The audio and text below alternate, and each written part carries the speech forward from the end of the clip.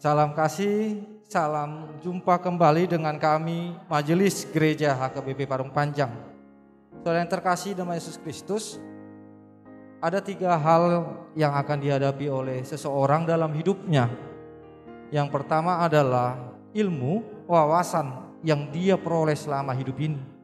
Yang kedua adalah yang namanya iman, mempercayai akan segala sesuatu berdasar keyakinannya dengan Tuhan. Yang ketiga adalah yang akan dihadapinya, yang diterima dalam hidupnya adalah penderitaan, tantangan dan cobaan, rintangan di tengah-tengah kehidupan ini. Yang menjadi persoalan adalah ketika penderitaan datang, apa yang dipakai oleh seseorang untuk menghadapinya. Karena jika dipakai ilmu, banyak orang-orang pintar yang tidak bisa menghadapi persoalan hidupnya menjadi putus asa dan bahkan bunuh diri. Oleh sebab itu, kita pasti semua menerima yang namanya ilmu, kepintaran. Tetapi untuk hal menghadapi yang namanya pencobaan, penderitaan, tantangan, perlu ada yang namanya iman kepada Tuhan, sehingga kita dikuatkan. Berdasarkan itulah kami membuat renungan yang akan menguatkan saudara untuk menghadapi setiap persoalan-persoalan. Dan biarlah melalui renungan ini, saudara boleh menemukan jawaban-jawaban yang Tuhan berikan kepada saudara menghadapi setiap persoalan-persoalan kehidupan. Selamat menikmati renungan yang disampaikan oleh majelis gereja ini, dan biar renungan ini menjadi berkat bagi kita, bagi gereja kita juga. Amin.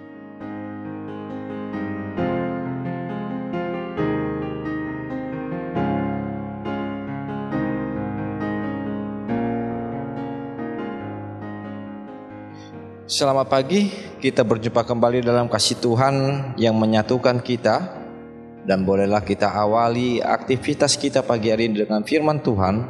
Sebelumnya marilah kita berdoa. Terima kasih Tuhan atas anugerah Tuhan, kasih Tuhan yang masih hadir dan kami rasakan hingga saat ini. Dan biarlah melalui firman Tuhan kami boleh dapat menjalani aktivitas kami dengan kedamaian dan sukacita yang dari Tuhan. Berfirmanlah Tuhan, kami telah siap sedia untuk mendengar. Amin.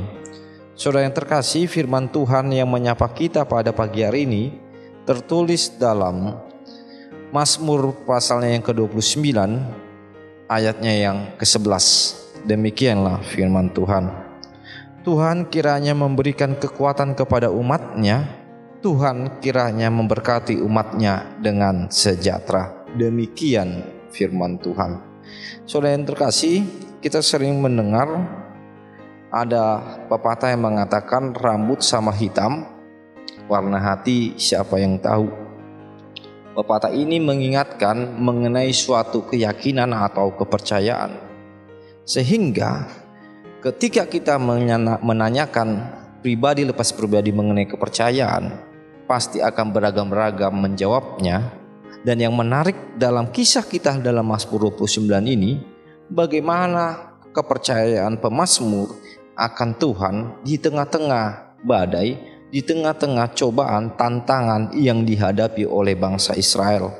Di mana dalam pasal 1 sampai dengan ayat 1 sampai dengan ayat yang ke-10, dia membuat suatu perbuatan Tuhan berdasarkan suara, berdasarkan kekuatan yang Tuhan lakukan di tengah-tengah orang Israel, sehingga terjadilah yang namanya kedamaian di dalam perjalanan orang Israel. Saudara yang terkasih, kepercayaan inilah yang harus kita aminkan dan kita yakini di tengah-tengah kehidupan kita. Sama halnya dengan pemazmur, bagaimana dia mempercayai akan kekuatan Tuhan, akan kehadiran Tuhan yang memberikan sukacita, yang memberikan damai sejahtera di tengah-tengah kehidupannya. Dan biarlah kita selalu meyakini, mempercayai akan Tuhan di tengah-tengah keadaan kita, di tengah-tengah badai yang kita alami, bahkan di tengah-tengah penyakit yang kita derita saat ini. Sehingga kita memperoleh kedamaian walaupun ada badai yang datang di tengah-tengah kehidupan kita. Oleh sebab itu, firman Tuhan mengajak kita pada pagi hari ini, yakinilah Tuhan di dalam setiap perbuatanmu dan lihatlah bagaimana perbuatan kekuatan Tuhan yang luar biasa yang bersama-sama dengan kita menghadapi tantangan badai yang datang di tengah-tengah kehidupan kita. Amin, kita berdoa.